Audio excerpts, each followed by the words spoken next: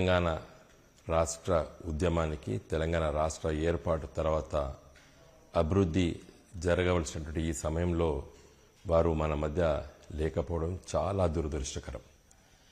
పెద్ది సుదర్శన్ రెడ్డి గారు ఒక సామాన్య రైతు కుటుంబంలో ఉమ్మడి వరంగల్ జిల్లా నర్సంపేట శాసనసభ నియోజకవర్గం నల్లబెల్లి మండల కేంద్రంలో వారు జన్మించడం జరిగింది. వారు ఒక సామాన్య రైతు కుటుంబంలో పుట్టి అంచెలంచెలుగా ఎదిగి ఒక శాసనసభ్యుడిగా రాష్ట్ర నాయకుడిగా ఎదగడం జరిగింది. వారు రాజకీయ చరిత్ర చూస్తే చిన్నతనం నుండే సామాజిక స్పృహ, ప్రజల సమస్యలు తీసుకొని పనిచేసేటువంటి గుణం ఉన్నటువంటి వ్యక్తి పెద్ది సుదర్శన్ రెడ్డి గారు.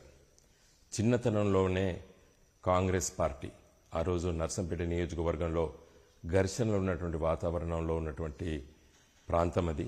ఆ సమయంలో ఆయన కాంగ్రెస్ కార్యకర్తగా, బ్లాక్ కాంగ్రెస్ ప్రెసిడెంట్గా, జిల్లా కాంగ్రెస్ పార్టీ నాయకులు నాటి అధ్యక్షులు చెరుకుపల్లి శ్రీనివాసరెడ్డి గారి నాయకత్వాన పనిచేసిన సందర్భంలో 2001లో కేసీఆర్ గారి నాయకత్వాన తెలంగాణ రాష్ట్ర సమితి ఆవిర్భవించడం, జూన్ మాసంలో హన్మకొండ నగరంలో ఒక పెద్ద బహిరంగ సభ కేసీఆర్ గారు నిర్వహించి దాంట్లో ప్రసంగించిన తర్వాత వరంగల్ జిల్లాలో వాతావరణం చాలా పెద్ద ఎత్తున మార్పు జరిగింది.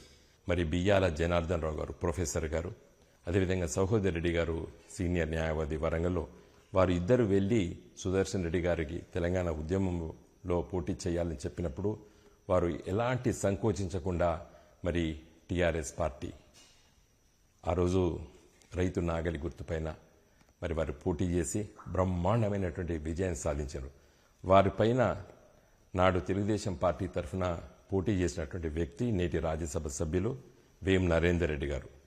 రేవంత్ రెడ్డి గారికి ముఖ్య సలహాదారు ఉన్నటువంటి వేం నరేందర్ రెడ్డి గారు నాడు మరి పెద్ది సుదర్శన్ రెడ్డి గారు జెడ్పీటీసీ నల్లబెల్లి పోటీ చేసినప్పుడు వారి చేతిలో వారు ఓడిపోవడం జరిగింది.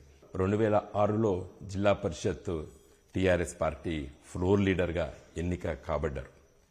తదనంతరం వెంటనే కేసీఆర్ గారు గుర్తించి ఒక చురుకైనటువంటి కార్యకర్త అని చెప్పి మరి వారిని జిల్లా అధ్యక్షుడిగా, ఉమ్మడి జిల్లా వరంగల్ జిల్లా అధ్యక్షుడిగా వారిని నియామకం చేశారు.